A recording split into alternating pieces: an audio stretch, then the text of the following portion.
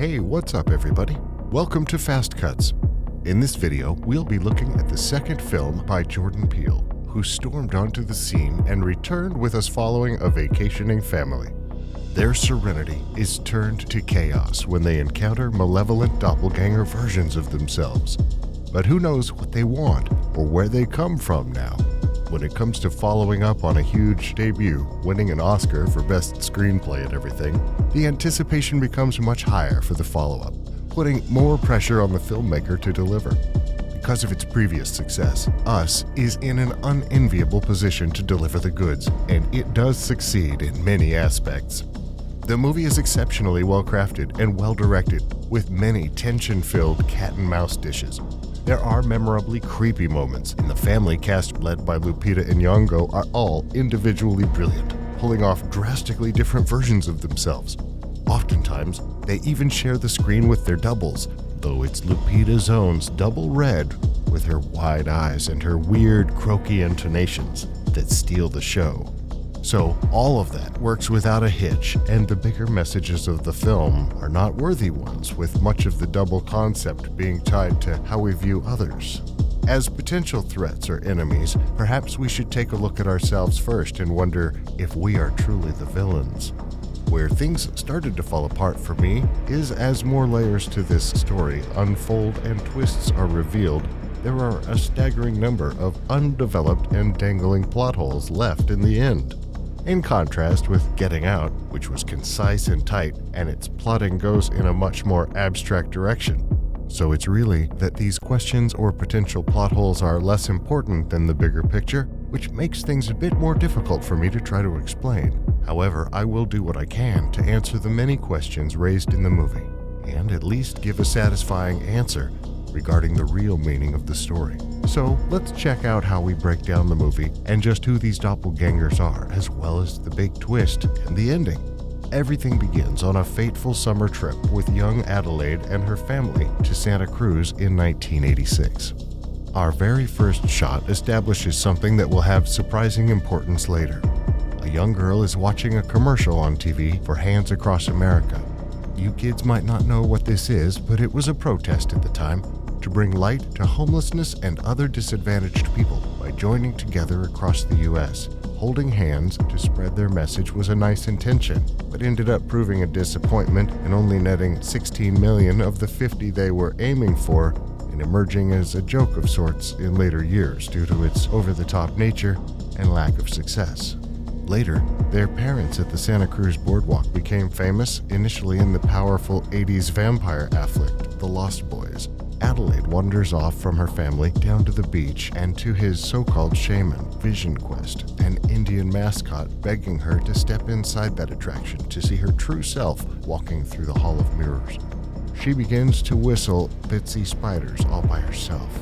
Many reflections until stepping in front of another that's different, as in it's not a reflection but another person who looks exactly like Adelaide, causing her to scream in disbelief and cut away before actually seeing what happened, but learning that she was missing for almost an hour before being found by her parents, and whatever happened has a dramatic impact on the young girl, diagnosed as having PTSD from her experience on the boardwalk.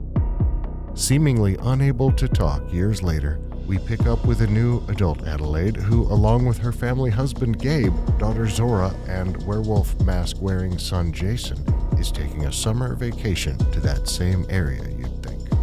Adelaide would be against the whole idea of returning to anywhere near Santa Cruz, but it's not until Gabe insists on going to the very same beach to meet some friends of theirs that she starts to become concerned.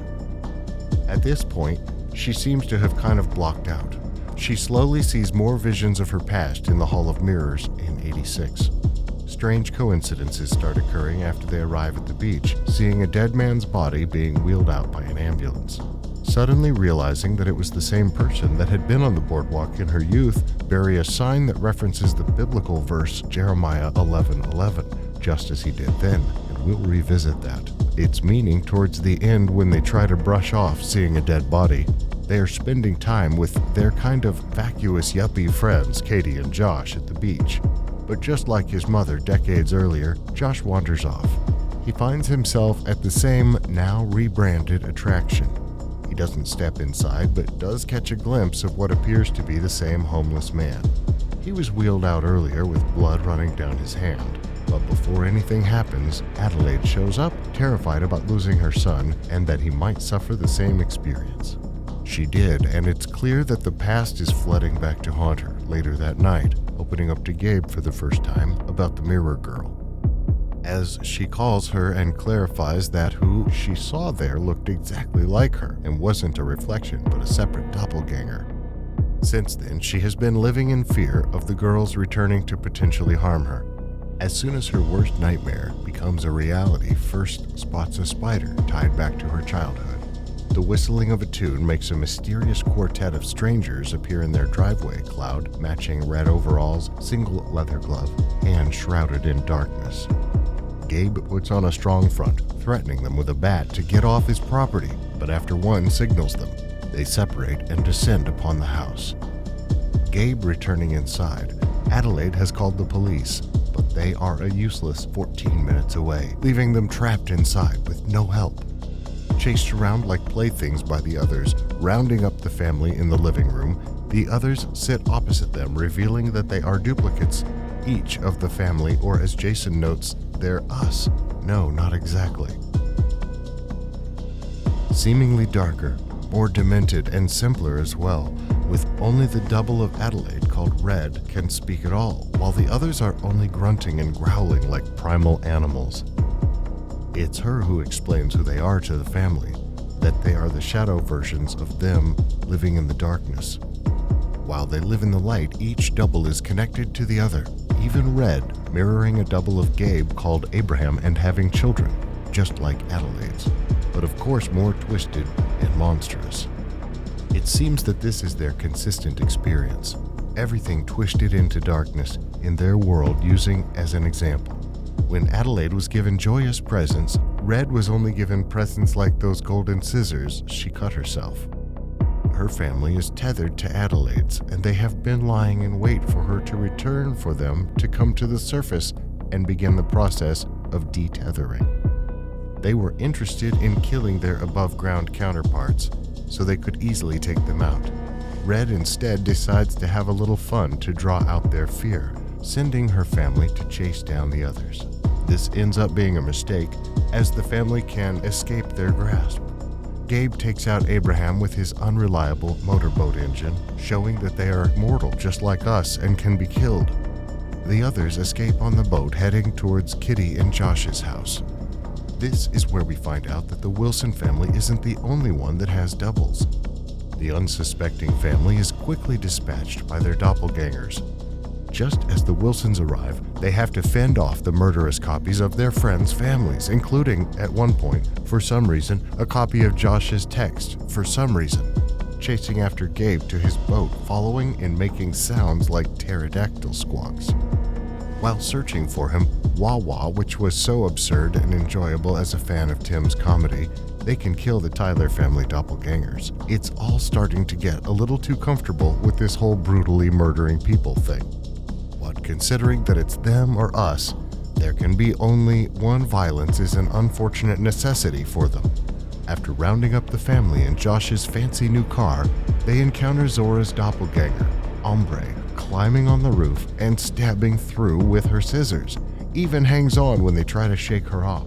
Eventually, he succeeded in launching her off the car into a tree, doubling over her body into a pretzel.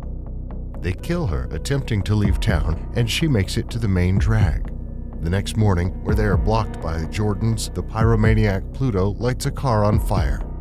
But Jordan can outsmart Pluto, the boy, by mirroring his movements and walking right back into the flames of his creation, quickly spreading over his body. This is odd, as Jordan and Pluto are the only ones seen to ever explicitly mirror each other's movements.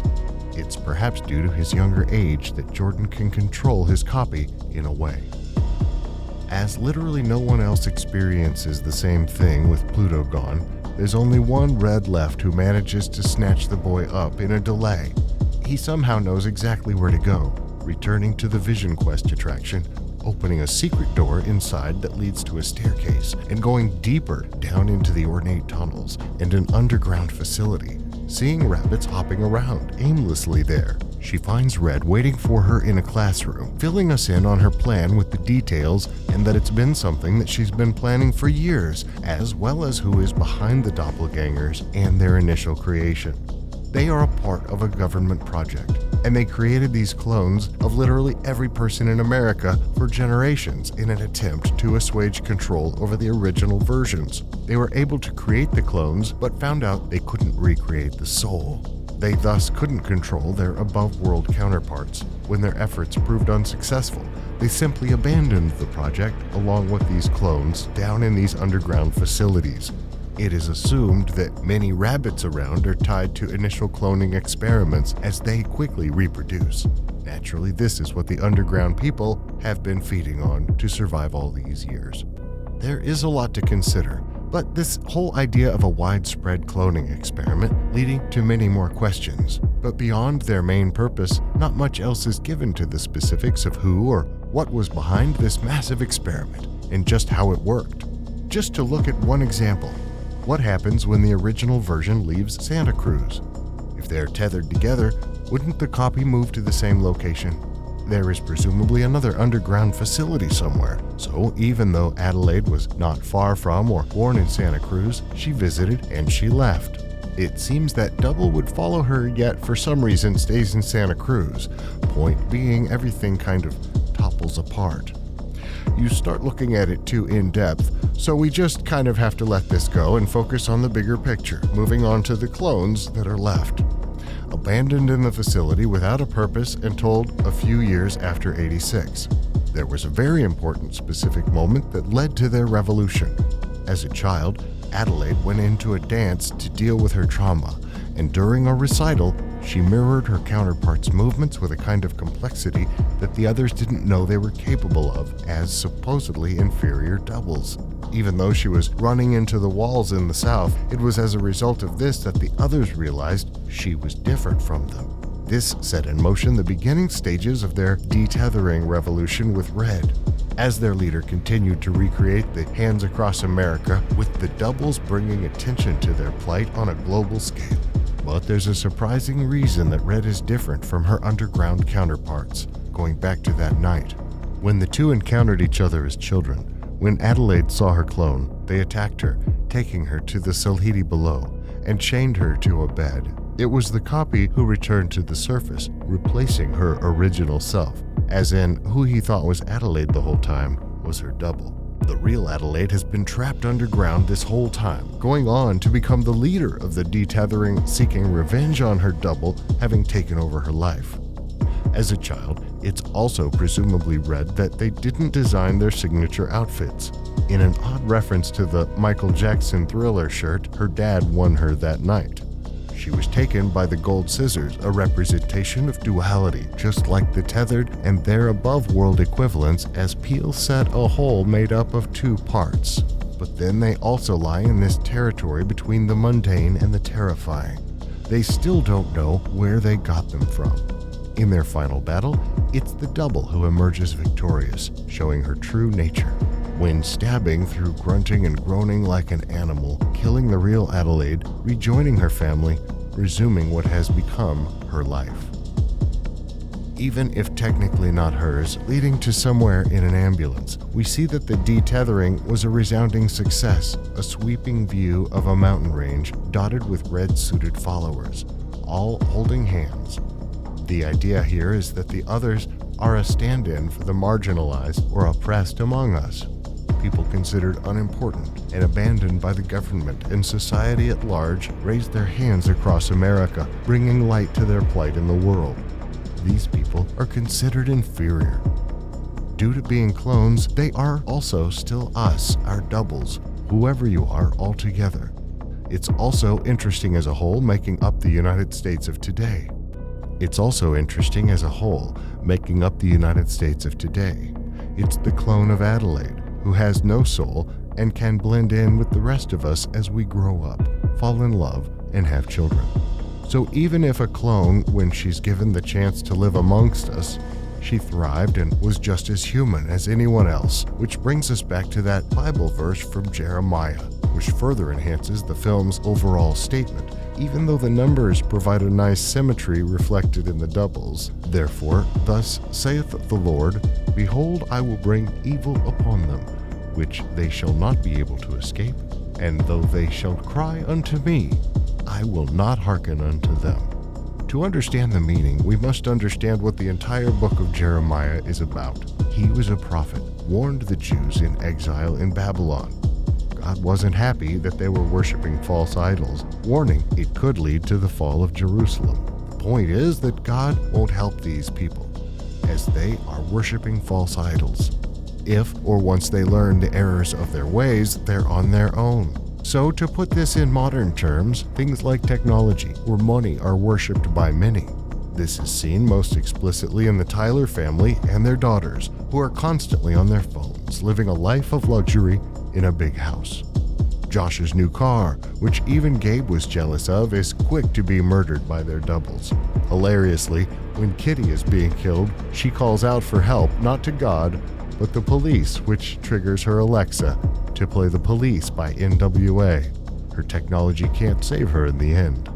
She will be punished for worshiping her false idols. All of this we discuss seems to come together to make up the grand statement. Peele is going for it, and that's commendable, but I do wish he had paid more attention to the details of the story and made its intricacies. It all comes together coherently because so much of it is left without any consideration or focus, instead of what the grander statement is, and leaves many smaller pieces to fall by the wayside. There's a lot right off the bat that I was left wondering about, like who made their outfits and gave them all those snazzy gold scissors, or why were the clones suddenly able to come out to the surface? After all this time, there are a ton of these kinds of logistical questions left behind. I guess the point is that this stuff isn't the focus of Peele's intent here. It's more about the consideration of how we always fear others. We don't understand, but perhaps it's us that we should be taking a hard look at as through our fear. We have become our own worst enemies, so the specifics of just how the government clothed hundreds of millions of people in abandoned subway tunnels is more like window dressing to his real point. But I still wish we had more to work with in that regard. Perhaps this is being saved for potential sequels set in the same universe to explore these many questions in more depth. This brings us to the conclusion of this. There are many aspects of the movie to explore, including several horror movies and magic throughout. Maybe when it's out on video, I'll do more on the movie. Admittedly, I liked Get Out more for being tighter and more concise in a story. But there's still much to like about Us, and it does prove that Jordan Peele is only beginning a long and hallowed career as a new master of horror, and the certain financial success of this will lead to more from his particular vision. I will always be interested to see what Peele will have to say next.